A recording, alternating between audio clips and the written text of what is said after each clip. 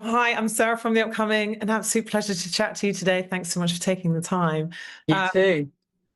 Huge congrats on this documentary. I mean, I guess it's one of Cool. these films that's so intensely personal, but there's so much universal in it too. And I guess each person comes to it and connects with it in a different way. I'm a mum, Yeah, but I'm only almost 5 years in, so at a different stage. But there were so many moments that sort of really struck a chord.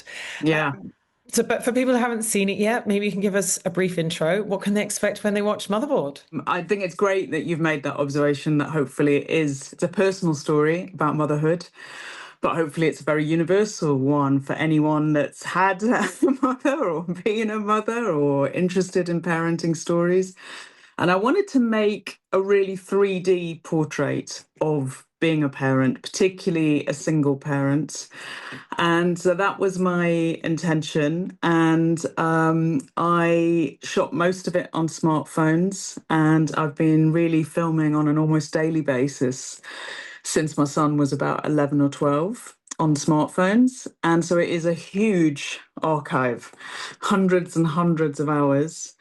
And it charts everything from my son meeting his dad for the first time when he was just a teenager, closely followed by me finding I had breast cancer. I didn't have any symptoms, but I just had my first mammogram in my early 50s. And then you see the effect that that cancer treatment and diagnosis has on our family, particularly because I'm a lone parent. It obviously made it was pretty stressful.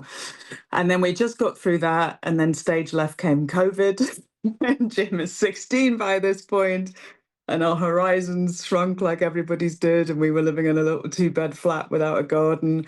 And I think there was almost like a delayed response. He just had a lot to deal with, and tempers frayed and doors slammed. And you see that as well. And I think that's what's quite unique about it, because me and Jim are very close, but we did have some difficult times, which I think any parents can probably identify with in his teen years. And you see that, and then you see us come out of that difficult time, and the film goes right until Jim's 20 and is about to go off to university. And he's really funny. And so, even though we look at the dark times of family life, some of the insecurities and the difficulties when I had cancer, it is absolutely about the comedy of families, and particularly Jim. Jim's a really funny, he's studying drama. He was going to be a stand-up comic at one point, and it's got a lot of kind of gallows humor and comedy that I think really helps temper the sort of more difficult stuff. So I suppose Boyhood was a huge reference point for me, because I always thought that the parents in Boyhood were very 3D and how Linklater represented them. And I guess in a strange way, it sort of came out of something negative, which was you felt like when you became a single mom, it was impossible to kind of keep your filmmaking career because, Yeah, as you say in the film, it's not an industry that's particularly supportive of people in that no, context. But because of that negative thing, it almost drove you to then pick up a camera and just use it in yeah, a way felt natural at the time. So obviously it was something quite instinctive. But yeah. point in when you were shooting for all those years, did you know it would definitely become a feature film? Were you just kind of shooting with who knows what will happen to this archive in future? I don't know. When did you know that you would actually be able to make a film out of it? Sure. Well, as you say, I'd been a self-shooting director before I found myself at 38, pregnant, single, and broke. And I realized I wasn't going to be able to carry on with it because in the early 2000s, there was no flexi time and there was absolutely no sort of support for parents, particularly single parents.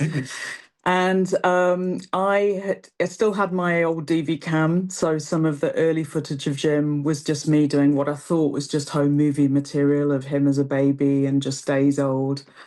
And then the sort of origin of the of Motherboard came from I'd had a really big gap in filmmaking, and I'm hoping I'm sort of a sort of inspiration, I hope, for people who worry, particularly women filmmakers who have to sort of step back a bit when they have kids, because I had a 10-year break and I did miss filmmaking. And I was teaching filmmaking, so at least I was keeping my hand in, but I really missed filming. And in 2015, I got a short film commission from Film London to make a film about the Nokia text messages I had in an old Nokia between myself and Jim's dad. And it was only about 100. We could send 100 in a day these days. Jim probably sends 100 before breakfast. But that charted 3 years of being in touch with Jim's dad, from the sort of first loved updates, it was a very brief relationship, to breaking up, to then finding out I was pregnant, to me deciding I wanted to go ahead. And then when Jim was 2, he asked for a paternity test. So the first text message was, "Love meeting you." And the last text message was, yes, I've got the results, which were that he was Jim's dad. I needed to know, I'm moving to Spain. And I thought, my God, there's such an arc in those 100 texts. So the first film was called 160 Characters, and was also the first time I realised the kind of miracle of smartphone filmmaking, because Sean Baker had just made Tangerine and on the iPhone 6. And it seemed really kind of very organic that a film that was about the way we live our lives through mobile phones would be then shot and brought to life on a mobile phone. And for Jim, it's just brilliant. You know, he's used to mobile phones. It's much less intrusive. There's not a big crew there. So it was a way of filming that really worked. And then we made a follow-up film called Miss Cool, which won a BAFTA, which was great. And that was about Jim's decision to whether he wanted to meet his dad when he was 13. And that was a difficult journey because I wasn't sure whether he might meet with rejection. And so that short film, Miss Call, is that. And right at the end of Miss Call, I got the breast cancer diagnosis out of the blue and decided I wanted to keep filming it. And I think that was when I thought, oh my God, this has now got our relationships with technologies, our relationships with parents, absent fathers, single parents, and now it's got how does a family cope with cancer and life and death worries and fear of mortality. And that was when I thought, oh God, because I think many filmmakers have a great short and sometimes try and make it into a feature. And I'm quite strict about that. I think it takes a lot to really have enough for 90 minutes. And then I felt that I did, and I was really prolific in terms of filming, particularly in that breast cancer year, because the filming, it really helped me. And again, it was amazing for access. So I didn't have to do what I would have once had to do when I was a self-shooting director and ring up the comms department and arrange for me to come up in. Even though I was always a self-shooter, I had a big camera on a brace with radio mics and you could see me coming. And I was able to just turn up with my chemo with my phone and say, I'm documenting this journey. Can I put it in selfie mode? And they were like, yeah, fine. And sometimes help me get the shot, if I was going into a scanner. So that was how I built a really huge archive of material that we were lucky enough to finally get funding for. It was a really difficult film to get financed. Finally, Ochre came in, who are a sort of offshoot of Wellcome Trust and were fantastic to work with. Very interested in lived experience stories, and came in with a production funding. And then we had a 2-year edit. So a long, long edit. I know. I was thinking that, how much footage you must have had. And Yeah. especially when it's something that's so close to you and so personal, it's a bit like when you try to edit your own writing, it's sort of, how do you choose what to keep in and what not to? And I guess part of the point of it feeling quite brave and unfiltered is you don't shy away from those difficult moments, that really tough phone call that we overhear. But like you say, also the sort of everyday moments of joy and humor. Yeah. So it's kind of all there in this sort of messy but really true to life way. So how on earth did you decide what to include and what not to? Jim, obviously, because there was a lot of duty of care issues around Jim, because there's footage from his childhood and his teen years, and quite exposing footage when we're having a phone row and he's saying, shut up, shut up, shut up. And he always had power of veto. And so part of the process of what we worked with and what we didn't would be Jim sitting down and watching assemblies and rough cuts and sort of saying whether we could use footage or not, and that he had to be happy with it. Both of us knew that the phone row was really strong footage, and like Jim's got a kind of filmmaker head on him as well, and he knows it's strong. But he was saying to me, oh God, Mum, people are going to watch it and you're fine in it, but I'm saying shut up and people are going to hate me. And Oka very kindly funded us for a test screening at Rough Cut stage. And that was really useful because I said, they're not going to hate you, Jim. I promise they're not. And he felt the love. There's always a tremendous love for Jim in the room, you know. And because everybody's either been that teenager or that parent or both. And so, and also by that point in the film, you've got empathy for Jim because you see what kind of things he's been going through. He's 16 years old. And, but you know what was amazing was that we had 3 years of deciding whether to use that call. Whereas so that's very different to the sort of mom influencers on socials who might be posting, you know, there's been lots of controversies about people posting footage of young children or teenagers without permission that's very exposing or inauthentic in some way. And it's all done live and uncut sort of thing. We had 3 years to sort of think, should that be in, should it not? And then I think Jim, after that screening, just said to me, he's a big fan of Richard Linklater's Boyhood as well, which it shows all of them to be quite flawed as well as brilliant, the mum and the dad at times, and the kids. And he said, I don't think you can make a film about parenting without showing how rough it can be at times, as it's just not going to be authentic. So he was, you know, I'm extremely grateful to him for that level of maturity because, you know, for me, I'm able to expose quite difficult things about myself, but I'm 60 and I've been doing it a lot of my life now. For several films have been quite personal, but for Jim, it was a first thing to deal with, and he was amazing. And making that parallel, I guess, with Linklater's Boyhood, but I guess the key difference is, you know, you're putting yourself in the storytelling rather than sort Yeah. of doing it from a distance. So what do you think sort of the impact of that is in the way people kind of watch it and connect to it? It can be hard. And for me, I think it was hard. I think I've talked through where it was particularly challenging for Jim. But for me, when I was through the cancer, and cancer really, it is a very, obviously, it's very difficult for anybody to go through. And I lost all my hair, and you sort of age a decade overnight. And I showed myself looking nauseous and hair all falling out. And when I was recovered and sort of getting clear, you know, all clears on checkups and my hair had grown back, I'm still in the edit suite looking at me in a very vulnerable state. And I had a brilliant therapist at the time who was really good about helping women who've been through cancer deal with health anxieties afterwards, because of course it doesn't finish the moment treatment stops. And she said to me, I said, do you think it's bad for me that I'm still looking at the cancer material all the time? And she said, well, it depends whether you're reliving it or rescripting it. And I thought, I think I'm rescripting it. And I think it was that thing of wanting to tell the story of it, or maybe also challenge. You know, I was determined to show what it looked like and not sort of airbrush it in any way. And I felt that could be relatable for lots of people who were going through cancer. And I had to make a decision not to be vain about the material of me, because you see, I look okay sometimes and I look incredibly rough or tired or aged or nauseous.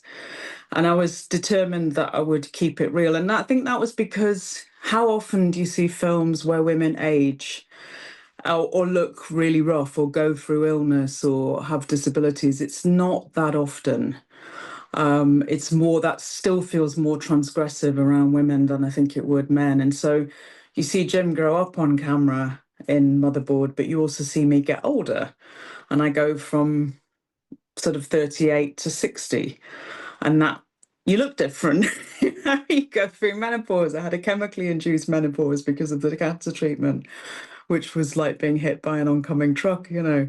And I think you see that. You see when I'm almost flushing. I don't think I ever specifically reference hot flushes, but you can see it. I'm lying on the sofa with a fan going. And so, yeah, I think I felt that was really important. So, yeah, that was definitely my philosophy in the edit. And then the other challenge in the edit was to move out of a chronological time structure, because actually that was quite boring.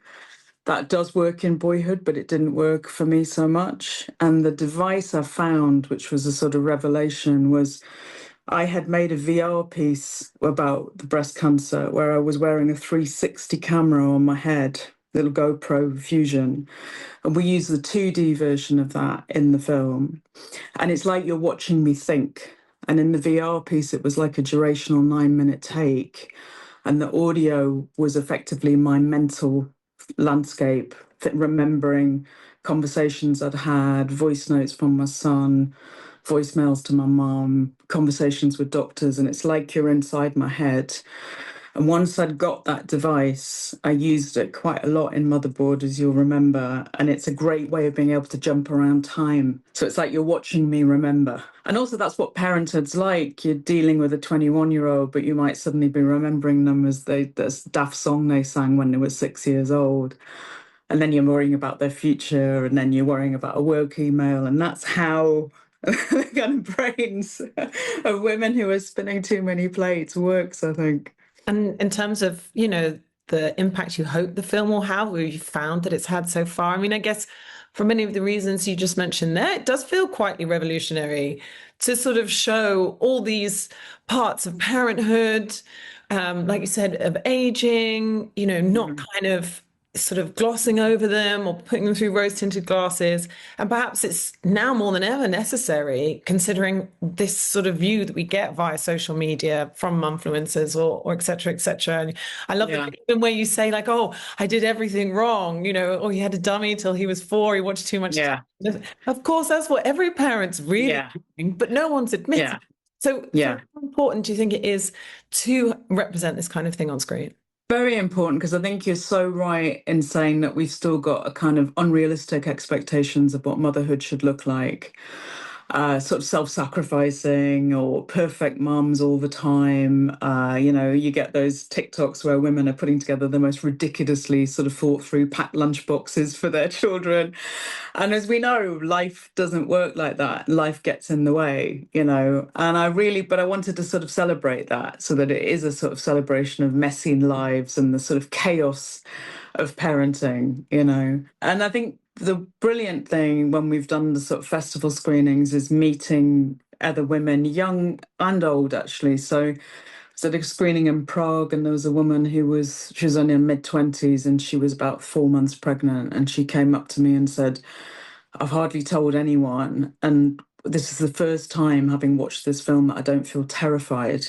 And I think because it was this incredibly relatable, even though might not be the best film to watch when you're pregnant, because this is all coming, but also it's a realism about it and a sort of, as you say, a joyfulness as well as the kind of keeping it real. And that meant a lot to me. I was really moved by that. Well, and I think also it's just, without it sounding too cheesy, it's like all of those things in a way don't matter that much when there's so much love there, which is something that Yeah, completely emanates off the screen. yeah, And when that's great. you and Jim are having your arguments, it's because Yeah, you really care. And that's the yeah, thing that I think you take away, that not to sweat this yeah, stuff probably, that other people yeah. think you're supposed to be obsessing over. Yeah, a few critics have said it's like a love letter to Jim.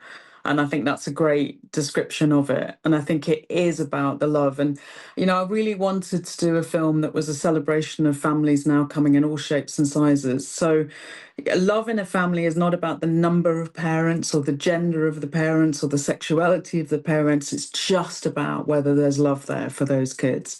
And that can come from one parent or 3 parents doing co-parenting with different partners and step families. And I really wanted it to be a celebration of that because I felt like I hadn't seen that in the sort of documentary world. In fact, all my inspirations really were drama for Motherboard. I mean, partly because I think it's cut like a drama. I want it to be that kind of rip-roaring, sort of entertaining, sort of momentum of drama. But I loved, some of my inspirations were like Better Things, Pamela Adlon's Better Things, which was a brilliant sort of drama of her being a mother to 3 teenage daughters in LA and is very autobiographical. Happy Valley, a more sort of mature grandparent that's had to step in and become a mother. And I felt like I was seeing all of the really good, complex characterization around mothers in drama or in written publications. Again, big fan of Cash Carraway and Rain Dogs. And before, that was based on her book Skin to State. But in documentary, my God, I could really only count on one hand the amount of films that had actually explored motherhood in that sort of 3D way. I guess the other takeaway for me would be this idea of just because you become a parent, even if you are a single parent, doesn't mean that you have to sort of completely cut off having creative output, still being a filmmaker. Yeah, You can just pick up your smartphone and start filming tomorrow. You don't have to wait to maybe get the funding or get the yeah. backing. And so have you found also that's been something that people have taken away, like that inspiration to not feel like you have to shut down any of your career paths or any of your dreams just because you become a parent? Absolutely, because again, at screenings, you get a lot of women who've maybe they're filmmakers and they've recently had a child and they're really frustrated and getting worried. And you know what it's like in the sort of screen industries, a year out can be catastrophic. Your commissioner of a funding body could then change and you begin to lose contacts. And I hope that, I show in the film it was 10 years out, and the way that I was able to get back in. And I do think, again, the smartphone has been liberating for that because it's sort of no budget, no excuse. You've got a good quality camera in your pocket. And it was my way. I could keep filming, keep filming. We didn't, I was filming really full time on Motherboard for at least 7 or 8 years. And it wasn't until about the last year that we got funded for the edit. And I think also you see those storylines in the film, don't you? Because I think that I'm very fond of the Venice sequence. So I've gone off to the Venice Film Festival to pitch try and get finance for Motherboard. And Jim has a sort of teen meltdown and goes parties too hard and then suffers the consequences. And he was meant to go and stay with my mum sometimes, but he hadn't done. And she's trying to get hold of him. And he's ringing me and finally fesses up to what he's been doing. And I have to parent him from a distance. And I hope that it captures that. It was torturous for him to be in such a bad, vulnerable state and me not to be there. And in fact, I did come back a day early.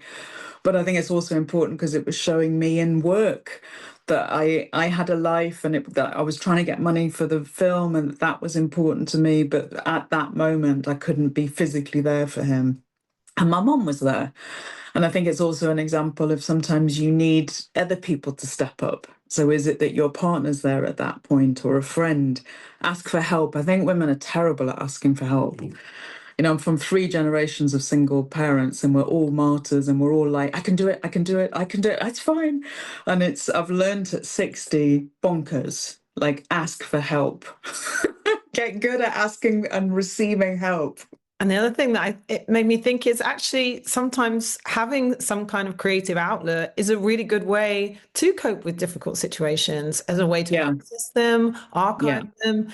You can probably, even in the edit, you were thinking back to all those different moments and what did that mean, and even yeah, for Jim as well. So is that kind of a testament to the power of whether it's cinema or whether it's another art form, is a yeah. really great way to kind of, take stock of where you are in life. Yeah, that scene, there's a scene where my oncologist thought I was a bit bonkers because I said, could I film my cancer cells? And she said, well, no one's ever asked to do that before, but I'll look into it. And then she amazingly got me access. And then I was looking at the barrel of seeing them. And they have a kind of beauty. And there was something about the process with cancer treatment, you have no control and no agency really. And telling the story or scrutinizing it and literally looking at it through a lens, as I do in filmmaking, I found does give you a sense of agency, and that's helpful. So I kind of have always said, if I won the lottery, I feel like I'd like to set up filmmaking retreats for people who are going through difficult times to tell their story, whether it be in writing or filmmaking or art, because I do believe it is, it doesn't magic wand it, but I just think generally it's a really good way. It's much better than disavowing it and not looking at it. But something good comes out of it. Pamela Adlon, who made Better Things, said, bad for life, good for copy. It's so true. So on my worst day of the cancer, if I'd got a good bit of footage, that made me feel a lot better. Has this So, given you this amazing platform? Can go mm. on doing different things, more documentary making, something else? So next is, we've talked a lot about the plates that women spin, and I had one day recently because I work from home where in one day I had picked up some difficult emails from work. I'd helped Jim do a test tape for a feature film he was auditioning for. Then I'd gone and got my mum. She was having cataract surgery, got her home to the Morrison shop, cooked the meatballs, burnt the meatballs, did the laundry, did a funding application, and it was just crazy. And I thought, I'm really interested by the mental load, particularly of women in the domestic space who are working because they're not asking for help enough and they're doing everything. Really sexist mansplaining moments with my colleagues.